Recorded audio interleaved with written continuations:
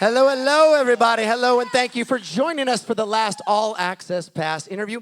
My name is Jason. I'm your cruise host, and sitting next to me, the man needs no introduction, but that's my job, Mr. Robert Kool Bell. One more time, let's hear it for him. All right. How you doing, Jason? I'm good, sir. How are you? I'm fine. I haven't seen you since the Soul Train cruise. Right. You've been a busy man. Now it's the disco cruise. And now we're on the disco cruise. And Here we are. are. We're at a party in about an hour and a half. Yeah, I know. 6:30. Yeah, baby. 6:30 is not usually what people think of as a party time, just the time of day, but this crowd rocks. I know we have some gold cards watching the show and in the audience. I've been hearing about that. Yeah. I heard they rock better than the Soul Train crowd. Yeah, well, hey. This is the disco crowd. I don't want to call them out, but yeah, yeah. How many dates do you guys do a year? How many dates, annually? Well, we do over 100 shows a year. 100 shows. Yeah, we're pretty busy. We do a lot of dates in Europe, Far East. We just came back from Australia with the Jacksons. The Jacksons, and, Village People. We did about 7 shows over there. And 70? 7. 7. I thought, I don't even know there's that many cities in Australia. Yeah. Yeah. And we're back here. What do you accredit? I mean, Kool The Gang did not start 10 years ago, right? You guys have been around for a few years. What do you accredit the longevity of your success? Why are people still in love with you so much? Well, we thank God for that. I mean, we started back in 1964. 64. As the Jazzy Acts. Yeah. And then it was you and your brother, right? You and your brother? And yeah, my brother and DT and George. And then it was Soul Town. Soul Town was a backup. We were the backup band of Soul Town. Soul Town wanted to be like Motown. So we had to learn the Motown hits to play behind the local Jersey City talent. So we was playing Beauty on His Skin Deep and The Temptations, Smokey Robinson, and then we changed the name to it was changed to Kool and the Flames. Now, we had to change it from Kool and the Flames because you had James Brown and the Famous Flames. Mm-hmm. And we didn't want to have any problems. You don't want to step with too closely on The Godfather. We didn't want to have any problems with The Godfather. Nobody wants problems with The Godfather. We decided, well, let's just change Flame to Gang. And that's how it started. I missed one name. It was the Jazzy Acts was first. The Jazzy Acts in 1964, then the Soul Town Band, and then Kool and the Flames, and then Kool and the Gang. And yeah, absolutely. There's a little history for you. And you and your brother, you guys started in church, right? Is that correct? Is that appropriate to say? Or how did you guys start singing? It was my brother and I, and George Brown, and Dennis Thomas, yeah. And was it church related at first, or was it, were you in the clubs? No, I think he was talking my grandmother. She used to take us to church in Pittsburgh every Sunday. But no, we started, I know what you're talking about. Yeah, we started rehearsal. We played, when we were the Jazzy Act, there was this place, a church that had a room downstairs, and we used to go, we play in this church, and every Sunday it would be jazz, Pharoah Sanders, McCoy Tyner, and all those guys, yeah. And who inspired you? So when you were just getting into the business, before you were Kool, before you were Kool in the Gang, when you were just Robert or Bob or Bobby, when you were just little, what artists inspired you? Who did you see and thought, wow? Well, I used to listen to Stevie Wonder. We're about the same age. I was only about 14 years old when Stevie started at that time. Mm-hmm. I said, wow, that's Stevie Wonder. I want to be like him. Shoot. But yeah, Stevie used to come to Youngstown, Ohio. I was born in Youngstown, Ohio. Then I moved to Jersey City, and that's when the band started, Jersey City. I mean, there was others, Marvin Gaye, James Brown. I mean, it was quite a few, actually. And at what point do you get called Kool? Have you always been called Kool, or how did you get to be Kool? Okay, I'm gonna try to make that a short story. Listen. There's people in this room that are here because you are here on this cruise. You can make it as long as you want. So you are Robert Kool Bell. You can tell us. You can talk all the way back to Fort Lauderdale. Like I said, I was born in Youngstown, Ohio. We came to Jersey City in 1960, and in Jersey City, there were different guys who had nicknames and from New York, Newark, and I tried to fit in. And my mother sent me to the store to get some Lucy bread. Now, it was only 25 cents back in the day. And these guys took my money. I said, well, here's a country boy coming to, around, Jersey, Newark. I said, how Rolled you for your quarter. Yeah, how did I deal with this? Anyway, one of the guys in the neighborhood had a name called Kool. He spelled it with a C. He said, I said, I like that. I'm gonna take that name and spell it with a K, and then I'm gonna see if I can survive in the hood. Keep my quarter to get some bread. Yeah, but I mean that was the beginning of Kool The Gang. So that's how. How old were you at that time? I was only about 14. No, I was younger than that. I mean, we came in 1960. I was maybe about 12. So 12 is when you, yeah. And you picked the name Kool and dropped the K on it because you didn't want the C. That's right. I like that. And did it work? Oh, absolutely. Okay. They didn't get you for your bread money from then on out. You managed to make it. Yeah, I managed how to deal with survival in the hood. But now it's all good. At what point in time? So we're talking about when you're 14. You're watching Stevie. You're realizing you want to be like that. You guys are starting to play. You're the jazzy acts. At what point in time do you guys realize? And I don't want to disrespect it, but it's not just a hobby. This is something you really can and will do professionally. When does that realization start to come about? Well, it started back in Jersey City, backing up these groups, playing jazz. And our music started to evolve into a mixture of R&B and jazz. And we just loved what we were doing, and it just grew. And then we met a manager who introduced us to Red Coach Records. And then he signed us to Delight Records. And we came out with our first record, July 3rd, 1969. So 1969. So this July 3rd will be 50 years. Yeah, so you're right at 50 years, yeah. Yeah, we roll off those other 4 years. We like 50. 50 is perfect. Keep it at 50. It's a clean number. Now, a question I love asking superstars, what was the moment you realized you'd made it? What was your moment? Some stars say it was the first time they got a big, nice, beautiful royalty check. Mickey Dolenz told me that when he had signed with the Monkees, they didn't realize it. He said he was at a mall and people came screaming towards the door, and he ripped open the door thinking it was a fire and said, come on, but they were running at him. That was his moment when he realized what was the moment that Kool realized you'd made it? I would say mid-70s. We had what I call territorial record hits, Funky Granny, Funky Man, Breezing Soul, Sea of Tranquility. A lot of these songs you probably know, some of them you don't know. The record company came and put some pressure on us. He said, listen, you guys haven't come up with a big hit. He said, okay. So it was this producer who produced Soul Makusa. Remember that record? Mm-hmm. Absolutely, yeah. And he said, I want you guys to use this producer. So we met with the producer, and we wasn't quite feeling him, So we went back into rehearsal hall, like 8 o'clock in the morning, and we grooved all night. By midnight, we had funky stuff, jungle boogie, and Hollywood swing. Needless to say, no more problems from the record company. So that was the point, because those records were big records. Top 5, top 4 pop records, huge number records. 1 R&B for 7 to 8 weeks. At that time, we felt that we made it. And when you have a hit, right? When you have Jungle Boogie, let's say, right? You've stayed up till midnight. You guys are pounding out these beats. You're running hard. How do you know it's a hit?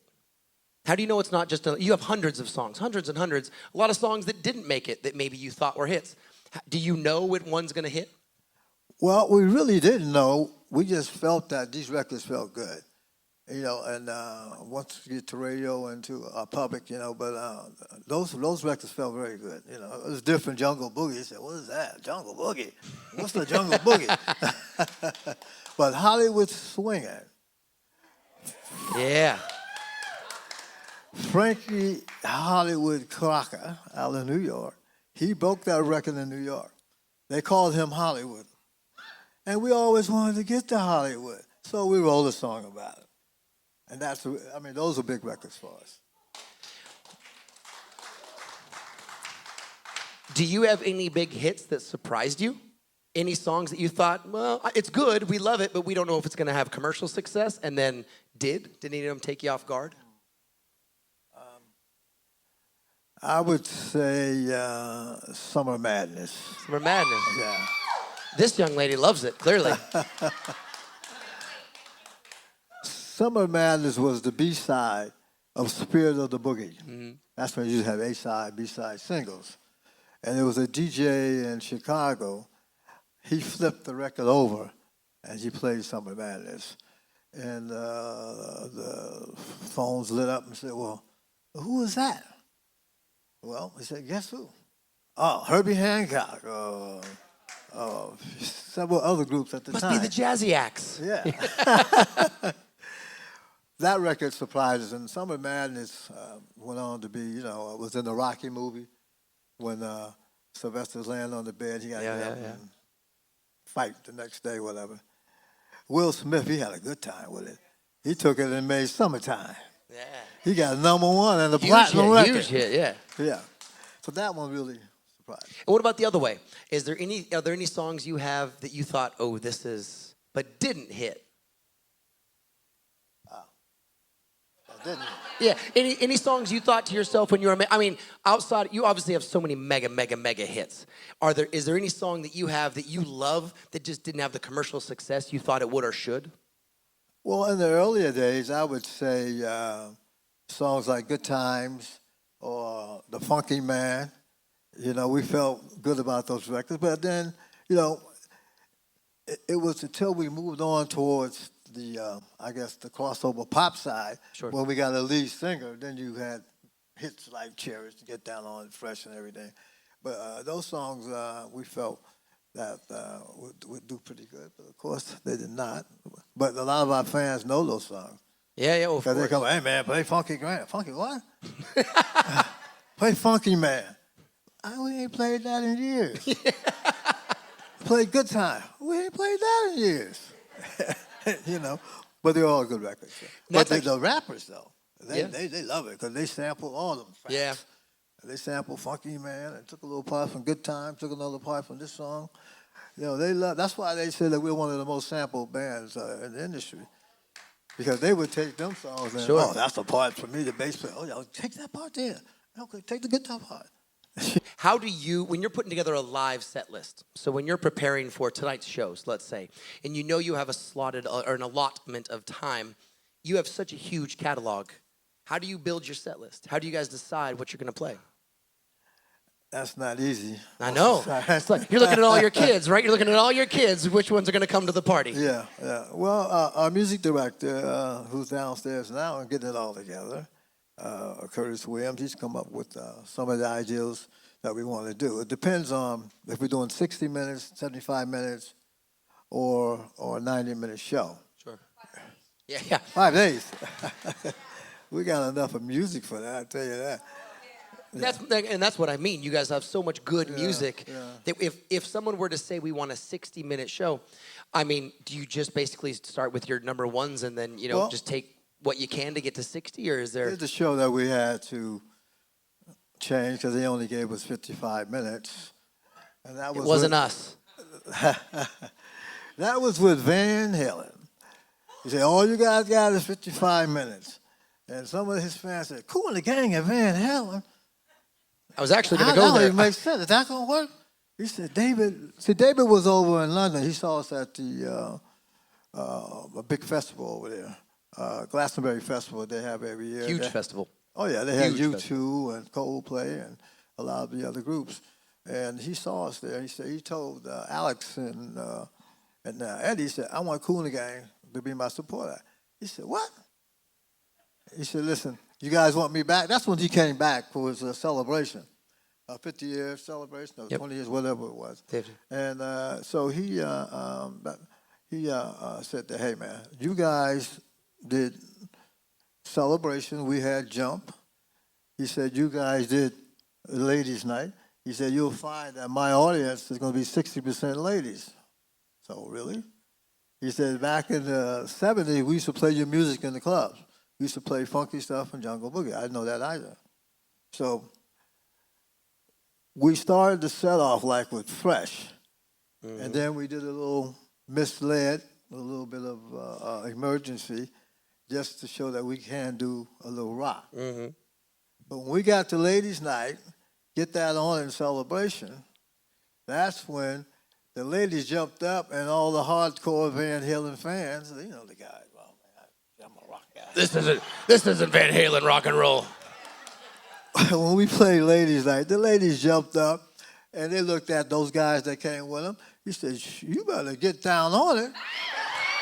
You came here with me. Our next song was Get Down on It. And our last song was Celebration. So Ladies' Night, Get Down on It, Celebration, it was over. And we had fun with Van Halen for 42 shows. 42 shows. 42 shows, yeah. It was great. Yeah.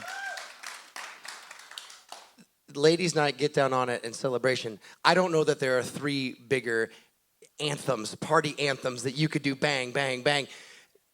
I don't know. There's not a lot of bands that could follow that. I mean, thank goodness they're Van Halen, right? I mean, you have to have a big group to come after that because did you guys start to find that you were getting a lot of Kool and the Gang fans as well at the tour? After that? Oh, yeah. Even David stopped in the middle of the tour. He said, listen, he was up in Canada somewhere. He got out into this, he had Canada. these big rubber boots on and stuff. He said, listen, Kool and the Gang is not my opening act. Kool and the Gang is my support act. He said, just like it was, I think he said with the Rolling Stones, and I think, I don't know if it was Nine or Us, but he made a statement. He said, these are not opening act. Because a lot of times, you know, people, they don't, who's opening the show? I'm going to wait till Van Halen come out. I ain't coming to see those guys. Yeah. They be getting their popcorn and stuff. Well, here's the good news. Yeah. In this business, as you're attesting to, in this business, the act that goes on last is often viewed as the headliner. We've done 5 days of disco cruising, and you are the final act hitting the stage tonight. So, All right. So you're telling me that we got to get down on it tonight? I'm saying, Y'all been partying for the last 4 or 5 days. I'm just saying, good people, acts, and good acts. phenomenal acts. And I'm just saying, people have been waiting. You know, people have been waiting. I've had people ask me, where's Kool? Is he on the ship yet? What's going on with Kool? Is he going to make it? Did you check his flight? Did his flight get in? Is he going to be here? Because I may have to get off in Cozumel if Kool doesn't make it on board. Well, I will say now, we do several cruises, and we usually get on, do the show, and then we leave. And then the producer, where are they? Where's Kool the Gang? Everybody walking around the next day, no more Kool the Gang, we're gone. But this time, we said, we're locking them in. They're going to be there to the end. So we've been here for a couple of days already. Yeah. It's been great. Walking around, and you've been here a couple of days now, walking around, I don't know if you went to see, I don't know if you've seen some of the other shows we've had so far, but walking around and looking at this crowd, it's a disco cruise. It's not an R&B cruise. It's not a Soul Train cruise like you and I have done together necessarily. This is a disco cruise. A little different flavor, a little different feel. What do you see so far with this cruise and this crowd? What are you seeing when you walk around? Are you seeing good fans? Are you seeing people that are here for a good time? How does it feel to you? I'm seeing only been here for a couple of days. It's been great. I mean, everybody's been partying. And I've been catching some of the shows, too. Yeah. You know, out there by the pool. Yeah. Right in here. Right here. Had the Evelyn Champagne Q. Evelyn. Oh, yeah. My favorite part about disco music, I have many, but my favorite part about disco music, 2 things. One, nobody can be mad to disco music. It's not like you can sit in the audience and be upset to Celebration, right? You can't be out here and irritated while Casey and the Sunshine Band are telling you to get up and wave your arms. It's tough to sit there. And the other thing I love, and you'll attest to this, no matter who you are, I've seen a lot of, like you were talking about, the Van Halen fans. I've seen a lot of people come in and I'm here for so-and-so, and they'll start off like this, and then all of a sudden it's, right? And then it's, yeah. and then all of a sudden it's, It's just the slow, steady build with disco. Are you guys looking forward to getting on stage tonight? When's the last time you performed? When's the last time you did a show? Oh, a couple of days ago. See, so when the last time we played? A couple days, yeah. You guys. Yeah. New York, up in But New York. last year we did the Soul Train. Yep. Who was here? Yeah. So you're coming off a performance a couple of days ago. Yeah. You're doing a couple shows for us tonight, and then what's next for you guys? We'll go out to the West Coast. Out Have to the a West couple Coast. shows out there. Yeah. Philadelphia is not on the West Coast. What'd you say? Cool. I heard you. Philadelphia. We're on the West Coast. We're going to Philadelphia. Yeah. I might have misheard you. L.A. LA. And Northern Cal. What do you got?